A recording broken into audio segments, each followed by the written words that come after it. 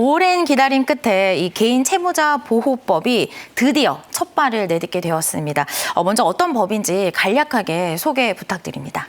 네, 개인 채무자 보호법은요, 이름 그대로 개인 채무자를 보호하기 위한 법입니다. 특히 금융기관에서 돈을 빌린 채무자가 과도한 추심에 시달리지 않도록 하기 위한 법이라고 이해하시면 좋습니다. 네, 채무자가 과도한 추심에 시달리지 않도록 하기 위한 법이다라고 말씀을 해주셨는데 기존에도 사실 채무자가 보호받을 수 있는 법률이 없었던 거는 아닙니다. 그런데 이 개인 채무자 보호법을 제정한 이유는 뭘까요? 네, 물론 과거에도 채권의 공정한 추심에 관한 법률, 채권추심법이라고 하죠. 이 법이 있긴 했습니다. 그런데 이번에 새로 제정된 개인 채무자 보호법은요, 기존 채권추심법에서 다루지 않았던 채무자와 금융기관 사이의 관계를 조정하는 법이라고 이해하시면 좋습니다. 쉽게 말해서 기존의 채권추심법의 경우에는 이 불법 추심 행위 자체를 막고자 한 법이었어요. 네. 행위 자체를 처벌하고 막고자 하는 법이었다면 이번에 나온 개인 채무자 보호법은 금융기관에 다소 관행화된 과도한 추심 관행으로부터 채무자를 보호하기 위한 법이라고 이해하시면 좋습니다.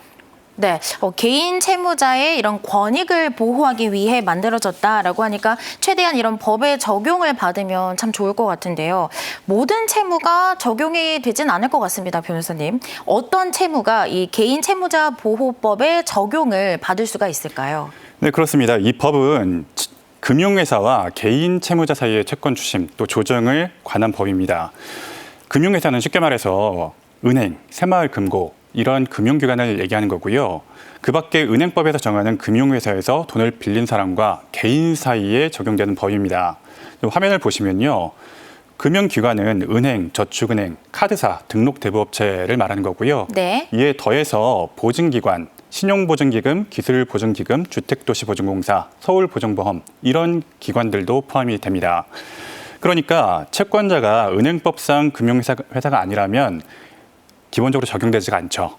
또 채무자가 개인이 아니라면 또 적용되지가 않습니다. 예를 들어서 개인 간의 사금융이라고 하죠. 네. 개인 간에 빌린 돈이라든가 불법 대부업체, 불법 사채라고 하는데 이런 불법 대부업체로부터 빌린 돈도 이에 포함되지가 않습니다. 그러니까 결국 은행이나 새마을금고 이런 은행법상 금융기관에서 돈을 빌린 개인의 경우에 적용될 수 있는 법이라고 보시면 될 것 같습니다. 네, 미등록 대부업체로부터 이 돈을 빌린 경우에는 개인 채무자 보호법에 적용을 받을 수가 없기 때문에 좀 주의를 해야 할 것 같은데 이게 등록된 대부업체인지 아닌지 사전에 알 수 있는 방법이 혹시 있을까요? 네, 물론 있습니다. 사실 우리들이 일반적으로 사용하고 있는 시중은행이라면 당연히 이 법에 적용을 받을 텐데요. 사실 일반적이지 않은 경우도 물론 있잖아요. 예를 들어서 대부업체를 이용하는 경우라면 등록된 대부업체인지 확인할 필요가 있을 것 같은데요. 등록된 대부업체인지는 금융감독원, 이 등록 대부업체 통합조회 서비스를 통해서 쉽게 확인할 수가 있습니다. 화면을 통해서 확인을 좀 해볼 텐데요.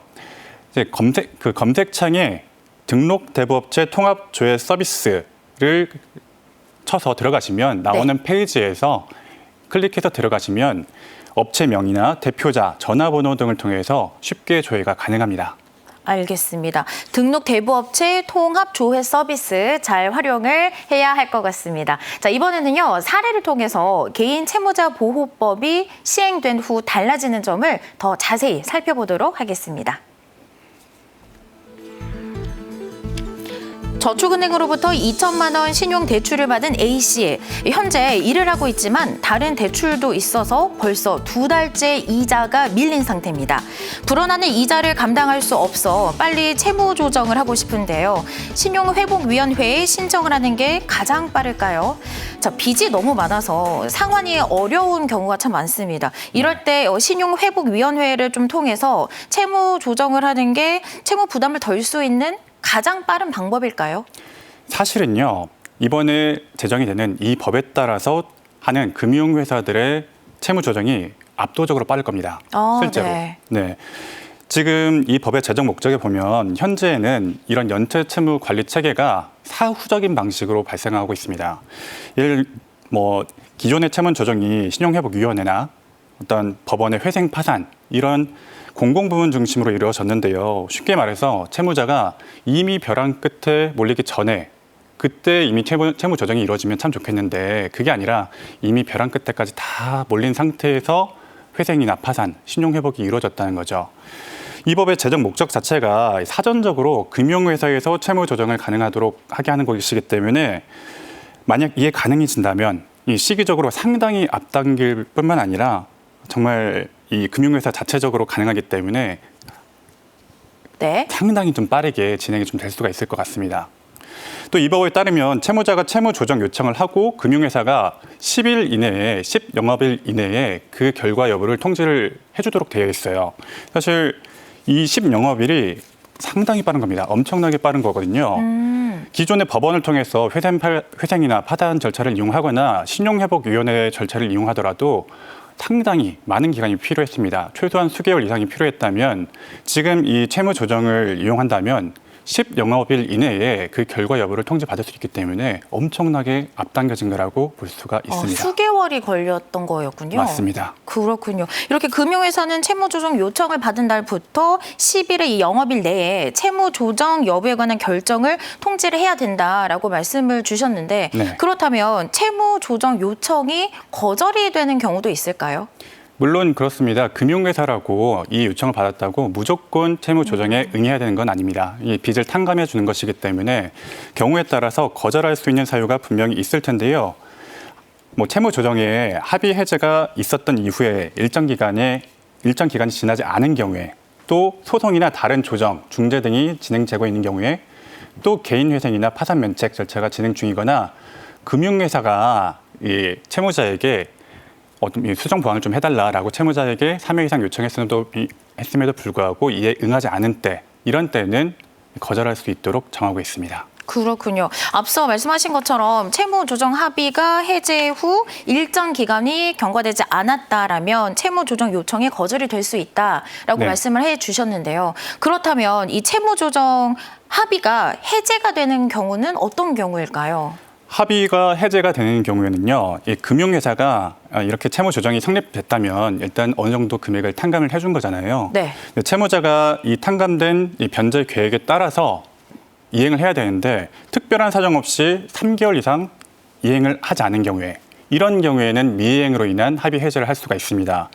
예를 들어서 매달 한 150만 원 정도의 이자가 나온 상황에서 이 채무 조정을 통해서 매달 100만 원 정도만 갚기로 채무 조정을 했다고 칩시다. 네. 그런데 이런 상황에서도 채무자가 약속을 지키지 않고 3개월 이상 그걸 이행하지 않는다면 이때에는 합의를 해제하고 원래 원금을 받을 수 있도록 한 겁니다. 그렇군요. 다만 정말 어쩔 수 없는 불가항력적인 경우에는 예외 조항을 두고 있는데요. 입원 치료를 받는다거나 채무자가 갑자기 실업을 하거나 이런 특별한 사정이 있는 경우에는 6개월까지 연장이 가능하도록 예외 규정을 두고 있습니다. 네, 이렇게 개인 채무자 보호법이 시행이 돼서 좋은 이유가 하나가 또 채무자의 연체 부담이 줄어들어서라고 하더라고요. 연체이자 부과 방식이 이제 바뀌는 걸까요, 변호사님? 네, 그렇습니다. 이 보통 약정 이자에 비해서 연체 가산 이자는 상당히 고액입니다. 대출 한번 해보시면 아시겠지만 보통 약정 이자가 5%, 7% 정도 내외라면 이 연체 가산 이자는 15%, 20%에 이르는 경우도 많습니다. 네. 경우에 따라서 원금보다 이 연체 가산 이자가 훨씬 더 많아진 상태인 분들도 꽤나 있거든요. 그래서 이 연체 가산 이자 부담을 줄여주겠다는 겁니다. 기한의 이익 상실이라는 이제 법률적인 용어가 있는데 이런 어려운 용어를 설명드리는 것보다 좀 사례를 좀 같이 설명드리는 것이 이해가 쉬울 것 같은데요. 네. 예를 들어서 제가 100만 원의 채무를 부담한다고 치면 매달. 네. 10회 나누어서 이거를 변제하기로 하는 약정을 했을 경우에 네. 제가 1회 처음 10만 원을 갚기로 했는데 갚지 못했다 이랬을 경우에 기존에는 이 100만 원 전체에 대해서 기한 이익이 상실됐습니다. 이 100만 원 전체에 대해서 그러면 5% 정도의 이자가 아니라 약정 이자가 아니라 한 20% 정도 되는 연체 가산 이자를 물어야 됐죠. 그런데 이제부터는 이 법에 따르면 1회만 연체를 했기 때문에 이 1회에 대해서는 20%의 연체 가산 이자가 붙지만 나머지 90만 원에 대해서는 여전히 5% 약정 이자만 부과되도록 산정 방식이 바뀌었습니다. 사실 이런 법률이 제정될 때마다요, 반드시 따라붙는 게 채무자의 도덕적 해이 문제입니다. 누구는 빚을 정말 열심히 갚고 있는 사람도 있는데 누구는 채무 조정을 받고 빚을 좀 탕감받는다. 이게 형평성이 맞느냐 이런 문제가 있고요.